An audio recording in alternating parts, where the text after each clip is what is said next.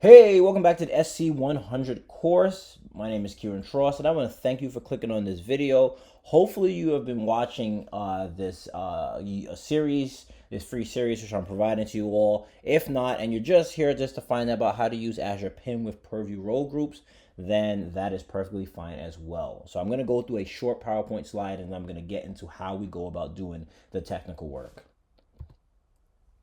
So from the previous video, I was showing you guys about, Purview roles and managing those roles, and then also, adding users, and we did custom groups and stuff like that. But the thing is, there are some challenges with what we did in that previous video. So for instance, Purview roles are permanent roles. So when you add someone there, it is a permanent role. If the way things are set up in a professional environment, you're going to want to use some type of PAM solution, which I say PAM, I'm talking about privilege access management, or in the case of Microsoft, you have privilege identity management.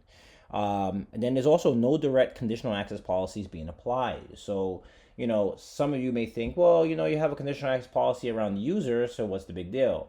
Well, if you're having higher roles, sometimes you might want to do something else. You want to have an additional conditional access policy, or perhaps you're using a FIDO key, or you're using some type of other authentication where it's not necessarily who you are, but what you have. So that's one of the reasons why a conditional access policy with roles that have extra rights, you may want to do that. And then also need access into Purview to view that entitlement. So, if you're looking at your roles and you're looking at what people have, in Entra, you're going to be able to see, okay, what roles are really associated with this user. But then you have to go into things like, the Exchange administrator or even the Purview and see exactly the roles there, because those interfaces have their roles. So if you really want to try to tie everything back into Entra ID, right? Or if you don't have some type of other system like a sale pointer, things of that nature, I really want to show you exactly how we go about doing this. So kind of just go a little bit more about Entra roles versus Purview roles. So, there's Azure AD roles you can see is, and PIM support is native. You have conditional access policies. You also have the auditing, right? And then you also have admin units. Now, you do have auditing within Purview, so I just want to make sure you understand that. But on the same time, it's not directly supported for PIM. There's no conditional access policy integration, partial, no Entra visibility.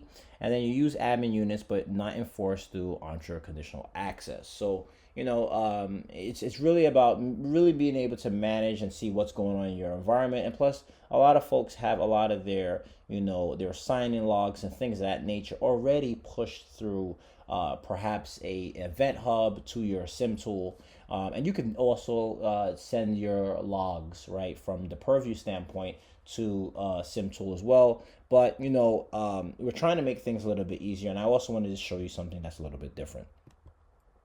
So what is the workaround here, right? So to close the zero trust gap, because essentially, when it comes to risk in the IT world, right? The domain that gets the highest risk is identities, right? And these entitlements, if they get compromised, then guess what? Then you have a hacker with excessive rights in your organization. So what we're literally going to focus on is the first one there is use PIM eligible Azure AD groups in order for us to utilize them through Purview, right?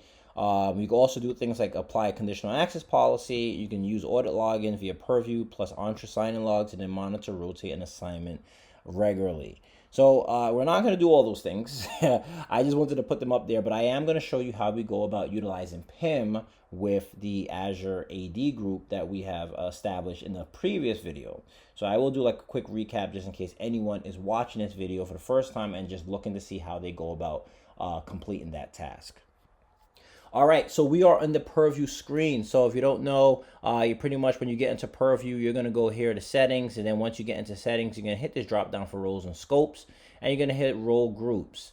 Now, as we talked about in the previous video, the role groups are essentially groups that would have roles associated with it, but it also will have users associated with it. And in this case, we have a security group associated for our role. So these here are all built-in roles. As you can see here, you see the type, it says built-in.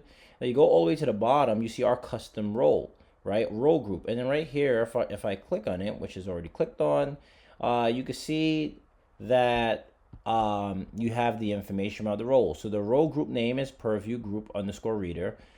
This group is for auditors, and then we have roles in this group is security reader. These are all our roles. And then over here we have our display name, which is the group that's in it, right? So this is the entitlement. This is the folks that have access to it, and it's our Purview Group _ Reader. Now, if we come over here, we are in Privileged Identity Management. Now, this is in the entra.microsoft.com. You just come straight down once you get into here, and you're going to come here to Identity Governance, and then you're going to Privileged Identity Management. Now, once you get in here, you need to now look at your groups. So the first thing you want to do is go to Groups. And we already created these groups, and I already discovered these groups. Now, perhaps if you create a new group within the Microsoft Entra, and you make sure it's a security group or M365 group, because it will not work with anything on-prem. Just in case you have a sync back and it shows up, it's still not going to work. It has to be a 365 Office, a 365 group, or a Azure Cloud Security group. So you see here we have two security groups, and what you do is when you create your group, I suggest that you look at the previous video, you're going to hit Discover Groups. So when you hit Discover Groups, this will show you all the groups that you can add, right? So this one, it says it's synced, so I can't add these groups. But these ones here are security groups and M365 groups. So this way I can add the group. So I can just click here, and then I can add the group. So that's just something for you all to see. So now I already have my groups here, and they're already added into PIM. So now I'm going to come over here to this one here, which is the Purview Group Reader.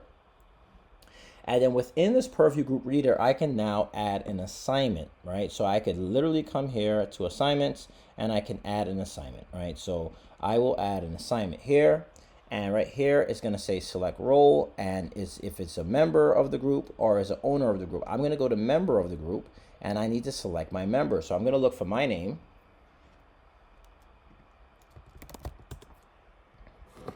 So once I populate, I'm going to click select, and then I click next. And now I can do an active assignment, which I really don't like to.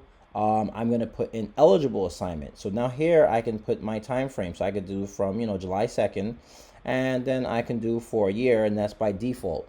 And then I could click assign. So now when I come here, I can see the assignments for this role group. So now for me, if I were to go to my roles, I'm able to see my eligible assignments. And I'm going to go to groups, and then here we can see that I have an eligible assignment for a groups. And here is the Purview Group Reader, and you can see security type, it says direct, and it also gives me the end type. Remember, we ended at the 26, and I can click activate. Now once I click activate, now I can easily go into Purview, right? And when I go into Purview, I can now be able to view and do whatever task I need to do. And then now look, I don't have that permanent role all the time. Even though the role, the security group is permanently assigned, right, to that role group within Microsoft Purview, I do not have permanent access to it, because now the only way I would be able to now elevate my rights is going through PIM.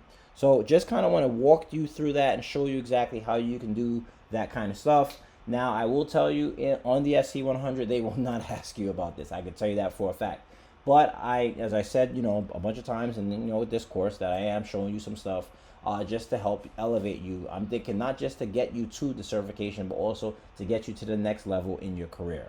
So, with that being said, that's a wrap for this video. I want to thank you for watching this video. Please, let me know what you're feeling in the comments. Tell me exactly if you were trying to figure this out and then this helped you out, or if there's some other thing that you are trying to figure out within the Microsoft ecosystem. I am more than happy to help you out. As I said, this is a community here, so please leave a comment in the comment section. I like to hear from you all. So if you haven't done so already, please smash that like and subscribe button. Here at Cloud Scholars, my goal is to get you from scholar to consultant, and of course, consultant to expert. Thank you, and see you next time.